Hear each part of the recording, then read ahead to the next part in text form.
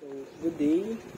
I am Divino Franco R. Aureliano, currently a BS Computer Science student in Camarines Sur Polytechnic College, second year. And I want to answer this first question first. So, why would I like to be part of ulap.org Cloud Career Scholarship Program? So, unang-una is pinanood ko ngayon lang talaga yung Cloud Career Talks and Cloud Scholarship in the ulap.org in YouTube. So doon nakita ko yung opportunity ko, yung pwedeng mangyari sa akin na pwede kong na by joining to be a Cloud Scholarship is pwede kong ma-upskill doon yung skill ko, yung mga knowledge ko, even though hindi pa naman talaga ako masyadong maalam. Actually ngayon ko lang naman to nalaman about sa cloud, and I have a very very little introduction naman pagdating dito. And also I am amazed with the mentors in the ulap community, which they can be someone for me na magbi-build hindi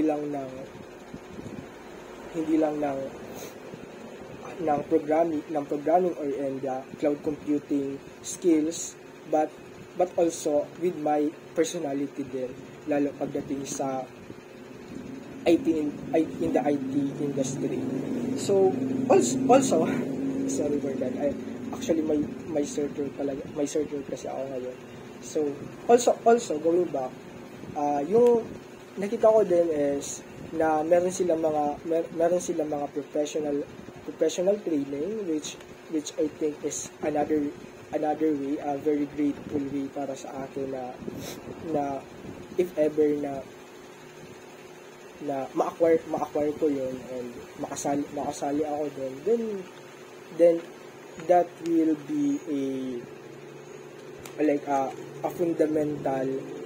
fundamental skill for me na matututunan ko, lalo if I also have given the opportunity to be like a cloud engineer, even though wala pa naman talaga akong alam sa cloud again.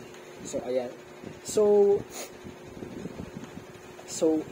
about pala muna sa akin, and my initial skills in programming, I know Python, and I also applied that one, the Python in machine learning and AI, kasi that's part of our course. And also I also work with front end, kasi that's part also of our project, like HTML, CSS, and little knowledge when it comes to JavaScript.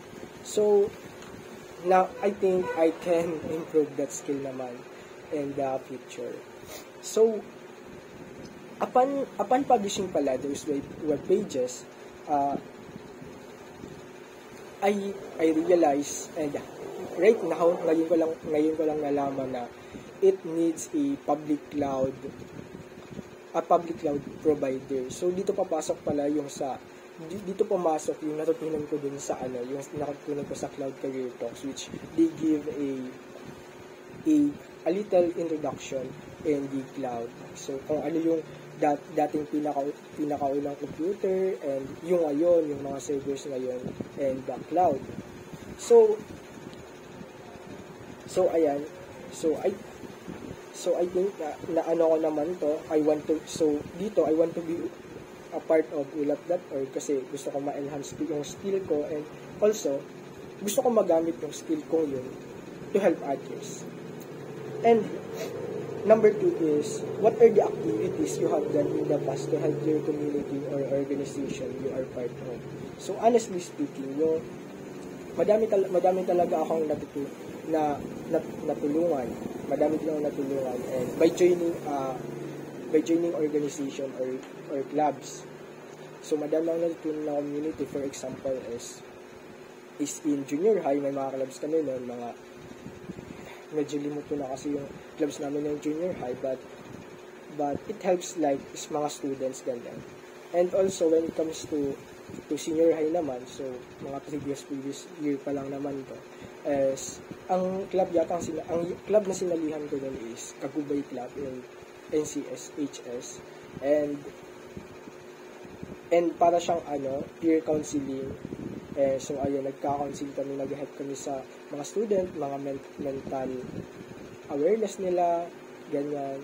And also, it is also posted online so that hindi lang siya mismo focus sa mga student inside the school, but also outside the school, which can be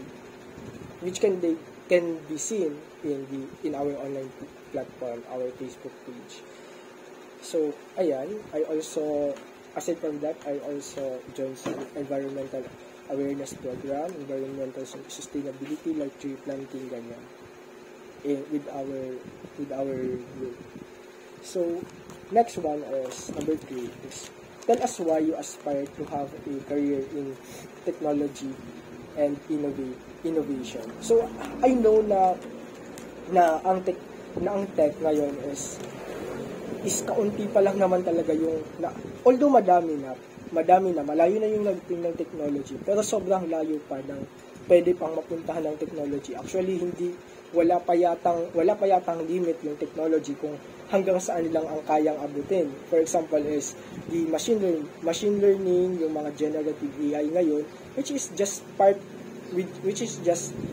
lang, parang simple part pa lang talaga yan eh. Madami pang pwedeng mapuntahan yung machine learning, ganyan. So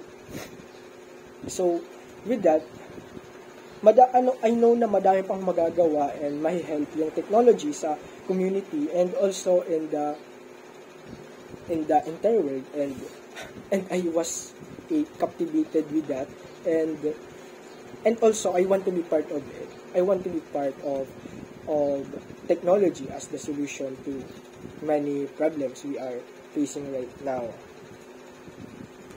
That's why I want to be part of career in the IT field. So next is the last one. How do you think technology can bring a positive impact to society?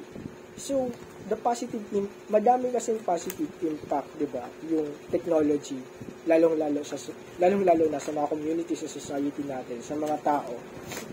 And it is implemented in different field. For example, ako ngayon is pinabokus ko lang muna sa machine learning kasi yan yung masyado ko na-focusan in my sa 2 years ko in DSCS. And for example is the medical advancement na pinopokusan ko din pagdating sa projects. For example is pneumonia detection, the neural network, which is yung images is i-predict niya kung that's a malignant or benign, ganyan. And also another one aside from that is because of technology, we adapt with the open access resources. So mas madali na para sa atin maghanap, for example mag-shopping or madami pang iba, which is for example is library din. Kung may mga isi-search ka, is sobrang dali na lang. You can do that in just a second, lalong na kung mataas yung connectivity mo.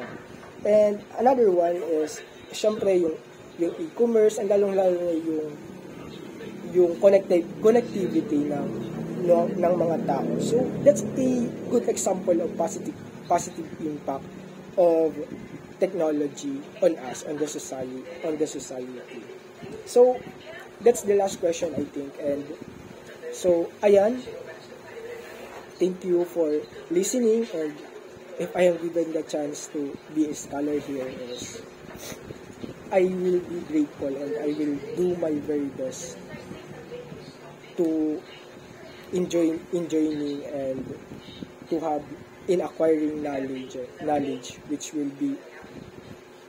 which can help the people in some case in the future. So, thank you.